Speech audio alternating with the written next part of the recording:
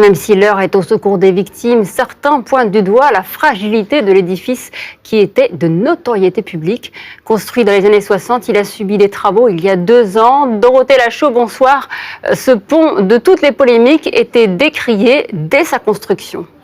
Tout à fait. Et pour mieux comprendre, eh bien, on va se pencher sur certains chiffres qui caractérisent ce pont. Ce pont qui, je vous le rappelle, passait au-dessus de la ville de Gênes. Alors d'abord, sur sa dimension, il mesurait jusqu'à aujourd'hui 1182 mètres de longueur totale. Il passait donc au-dessus de voies ferrées et il s'élevait à 45 mètres de hauteur. Il faut mesurer donc l'impact que ça a pu avoir au moment où il s'est effondré. Il s'est effondré donc sur ce tronçon, un tronçon qui mesure entre 250 et 300 mètres environ. Et puis vous l'avez dit, c'était le pont de toutes les polémiques. Déjà en 2016, un rapport pointait une erreur d'ingénierie dans la construction de ce pont.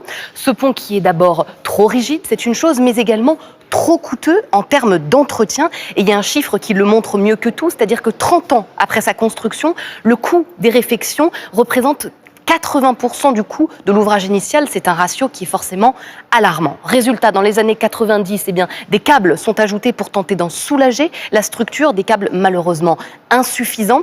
Ce qu'on pense, ce qui est l'hypothèse la plus probable, c'est que l'architecte aurait sous-estimé la viscosité du béton, c'est-à-dire le dosage de ce matériau, et donc des déformations auraient commencé à se produire à sa surface, des déformations alarmantes. Le gouvernement avait donc pensé démolir ce pont, mais il s'était heurté au refus de la population qui habitait là, puisque les habitants avaient refusé d'être expropriés de leur domicile.